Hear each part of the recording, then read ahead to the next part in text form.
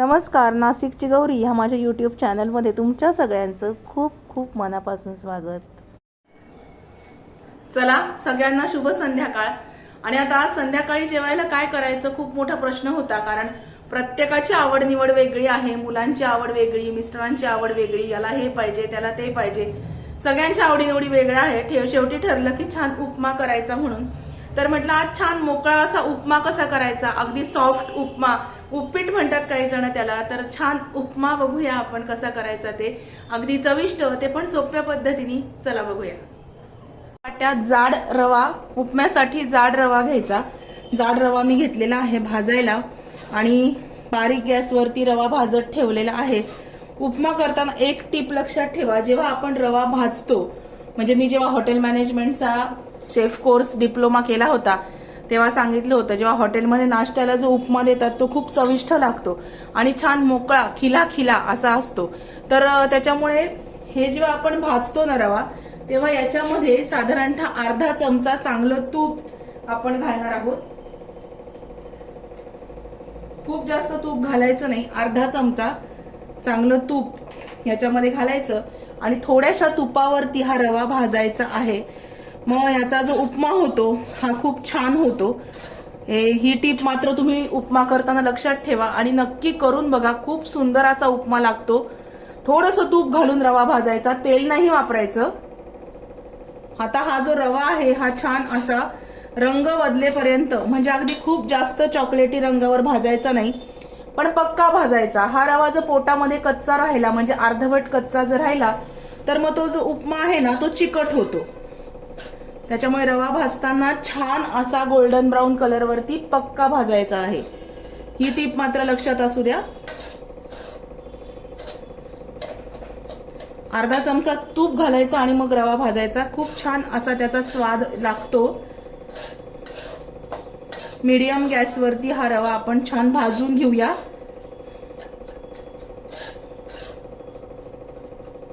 उपमा करताना तुम्ही तेल पण वापरू शकता, तुम्ही तूप पण वापरू शकता।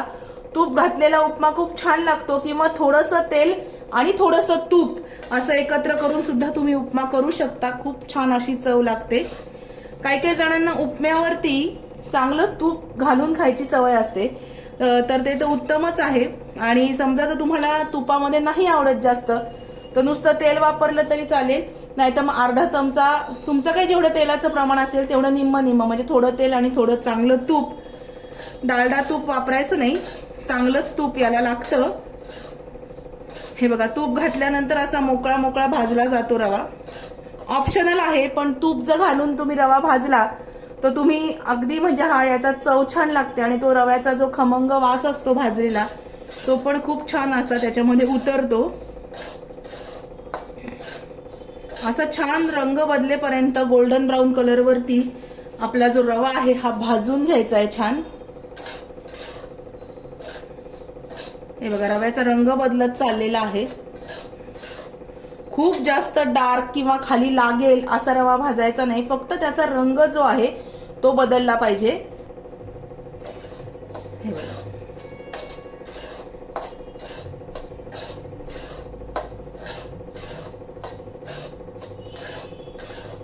हा रवा मी छान भाजून घेते आणि मग दाखवते तुम्हाला काय करायचं ते। खमंग असा भाजला गेलेला आहे। हे बघा, रंग दिसतोय तुम्हाला बदललेला। थोडासा रंग बदलल्यावरती गॅस बंद करायचा। छान असा गोल्डन कलरवर रवा भाजलेला आहे। हा मी आता एका ताटामध्ये काढून घेते आणि मग बोलते तुमच्याशी परत। हे बघा, असा या रंगावरती रवा भाजून घ्यायचा आहे। जाड रवा घ्यायचा उपम्यासाठी, बारीक रवा घ्यायचा नाही। आता आपण ह्याच्यामध्ये फोडणी करून घेऊया। उपमा करताना मी पूर्ण तूपच वापरणार आहे, तुम्ही निम्म निम्म तेल आणि तूप वापरू शकता। मी चांगलं तूप थोडंसं घेतलेलं आहे, साधारणतः 2 मोठे चमचे चांगलं तूप।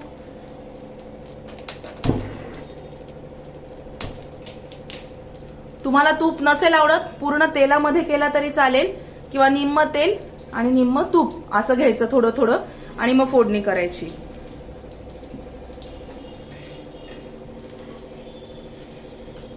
तूप छान विरघळू द्यायचं।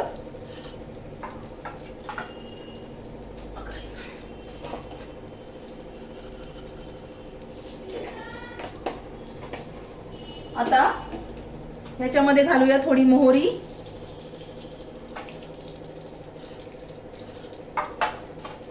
थोडेसे जिरे,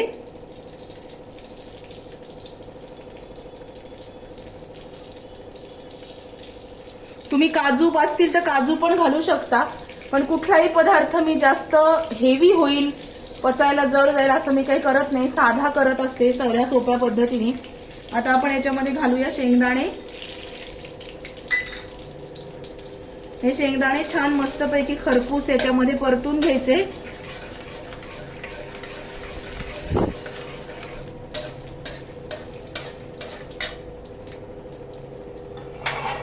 जिरे मात्र घालायचे उपम्याला, जिरे मस्त आहेत. शेंगदाणे परतत आले की आपण घालणार आहोत कढीपत्ता,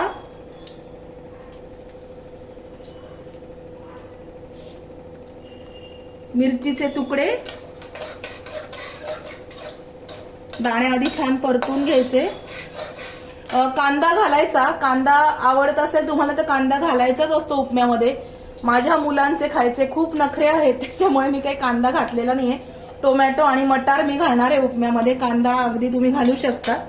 आता आपण हे बघा, हे सगळं मी याच्यामध्ये थोडं थोडं घालणार आहे. आता मिरचीचे तुकडे,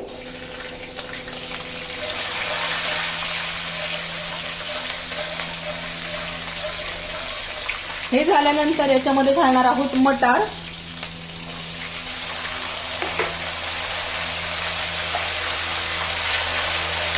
गॅस बारीक करते. फ्रोझन मटार आहे माझ्याकडे, कारण आता सध्या पावसाळ्यामध्ये मटारचा काही सीझन नाहीये, त्याच्यामुळे फ्रोझन मटार आहे. हे सगळं झाल्यानंतर आपण याच्यामध्ये घालूया हिंग.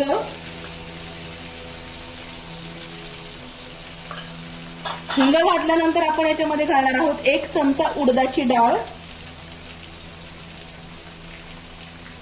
डायरेक्ट पहिल्यांदा तेला तुपामध्ये उडदाची डाळ मी घालत नाही, कारण ती जळून जाते म्हणून.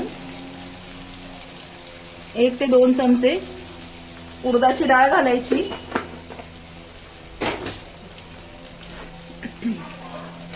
हे बघा, हे छान असं परतून घ्यायचंय.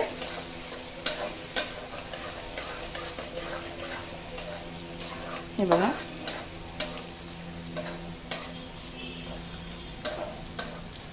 हे मस्त परतलं गेलेलं आहे. आता आपण हा जो रवा आहे, हा रवा आपण याच्यामध्ये घालूया.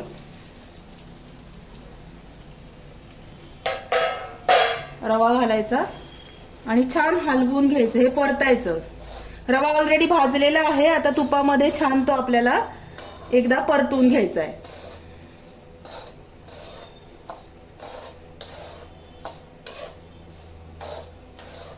रवा भाजत असताना, हे याच्यामध्ये परतत असताना आपण याच्यामध्ये 1 ते 2 चमचे साखर घालणार आहोत. ऑप्शनल आहे, पण साखर घातली की उपमा छान लागतो, म्हणून याच्यामध्ये आपण घालणार आहोत साखर.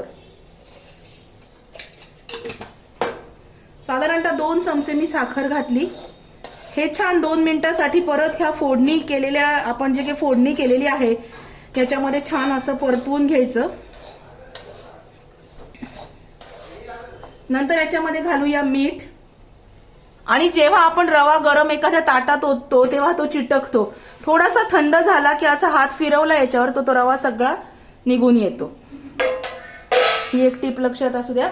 शेजारी मी पाणी गरम करायला ठेवलेलं आहे. आणि सांजा किंवा रवा किंवा उपमा जेव्हा तुम्ही करता तेव्हा त्याच्यामध्ये गरमच पाणी ओतायचं, एवढं लक्षात ठेवा. गार पाणी कधीही याच्यामध्ये घालायचं नाही. याच्यात मी घालते मीठ अंदाजाने आणि मस्तपैकी आता छान हलवून घेऊया. जेव्हा तुम्ही रवा याच्यामध्ये फोडणीमध्ये भाजता तेव्हा हा भाजलेला रवा थोडासा याच्यामध्ये फक्त शॅलो फ्राय म्हणतो ना आपण, तसा अगदी थोडासा हलक्या हाताने परतायचा आहे.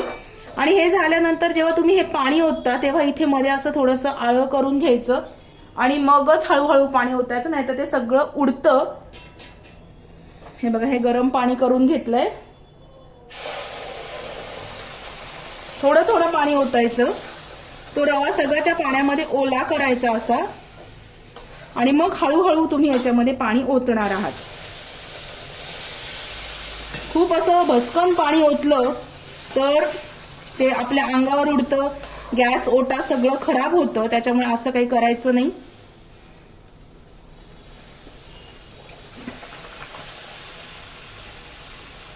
पाणी तुमच्या अंदाजाने घालायचं. तुम्हाला कितपत कोरडा उपमा लागणार आहे, कितपत आसट लागणार आहे त्या अंदाजानुसार. मीडियम कन्सिस्टन्सीचा उपमा छान लागतो, जास्त कोरडा पण नाही आणि जास्त पातळ पण नाही.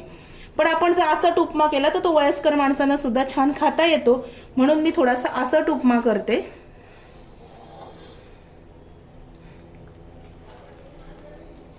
पण आमच्याकडे थोडासा असा मऊसर उपमा आवडतो. टोमॅटो आपण फोडणीत घातलेले नाहीयेत. या स्टेजला आल्यानंतर टोमॅटो असे वरतून घालायचे. फोडणीत टोमॅटो घातले तर टोमॅटोचा लाल रंग जो असतो तो सगळ्या उपम्यामध्ये मिक्स होतो, म्हणून त्याचा छान नॅचरल कलर राहावा म्हणून टोमॅटोच्या ज्या फोडी आहेत ह्या उकळायला लागला उपमा की टाकायच्या आहेत. आता आपण याच्यावरती झाकण ठेवूया. बारीक गॅस करून एक दणदणून वाफ काढूया आणि मग बोलते तुमच्याशी परत. 7 मिनिटांसाठी झाकण काढते मी. हे बघा, मस्त असा उपमा तयार आहे. हे बघा, जास्त घट्ट पण नाही, जास्त पातळ पण नाही. टोमॅटो वरून टाकले की ते अगदी अलवार शिजतात. आपण फोडणीमध्येच टोमॅटो फ्राय केले तर काही वेळेस टोमॅटोचा लाल रंग सगळ्या उपम्याला लागतो आणि त्याचा नॅचरल व्हाईटनेस जो असतो उपम्याचा तो निघून जातो. म्हणून टोमॅटो वरून टाकायचे, ते अलगद शिजतात, ते काही कच्चे राहत नाही.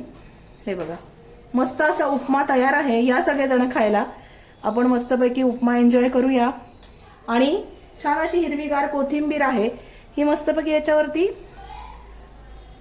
गार्निशिंगला टाकायची की आपला उपमा तयार आहे. संध्याकाळी असंही लाईट लाईटच खायला लागतं.